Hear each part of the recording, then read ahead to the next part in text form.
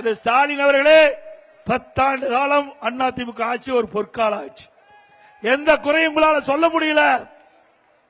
இன்றைக்கு இதே திமுக 1999ஆம் ஆண்டு நாடாளுமன்ற தேர்தல், இந்த நாடாளுமன்ற தேர்தலில் பாரதிய ஜனதாவோட கூட்டணி வச்சிருந்தீங்க.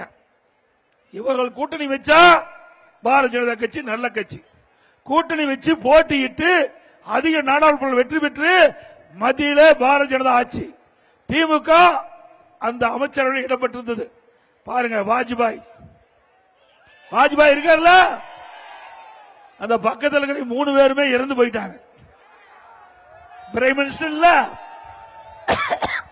திமுக கட்சி சேர்ந்த முரசொலி மாறனும் இல்ல, கருணாநிதியும் இல்ல.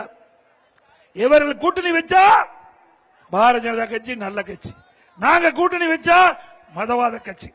பிறகு 2001 சட்டமன்ற பொதுத் தேர்தல் தமிழகத்தில், அப்பொழுது திமுக பாரதிய ஜனதாவோட கூட்டணி வச்சிருந்தது இல்ல. ஆக திராவிட முன்னேற்ற கழகம் கூட்டணி வச்சா பரவாயில்ல, அண்ணா திமுக கூட்டணி வச்சா மதவாத கட்சி.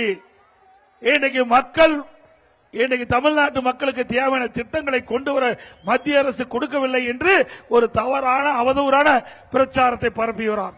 நீங்க சிந்திச்சு பாருங்க, மத்திய அரசாங்கம் இன்றைக்கு தமிழகத்துக்கு பல்வேறு திட்டங்களை கொடுத்திருக்கிறாங்க.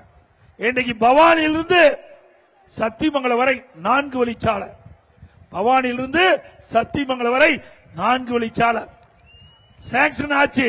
இந்த ஆட்சியில நிறைவேற்றல. இந்த ஆட்சியில வேணுமென திட்டமிட்டு அண்ணா திமுக ஆட்சியில பிரம்மாண்டமான சாலைங்க மத்திய அரசாங்க நிதி செய்யல. இருந்தாலும் நான் இருக்கின்ற பொழுது இன்றைக்கு இந்த பவானியிலிருந்து நம்முடைய ஆப்பக்குடல் வழியா சத்தியமங்கலம் வரை 4 வழிச்சாலை உருவாக்கி கொடுத்தோம்.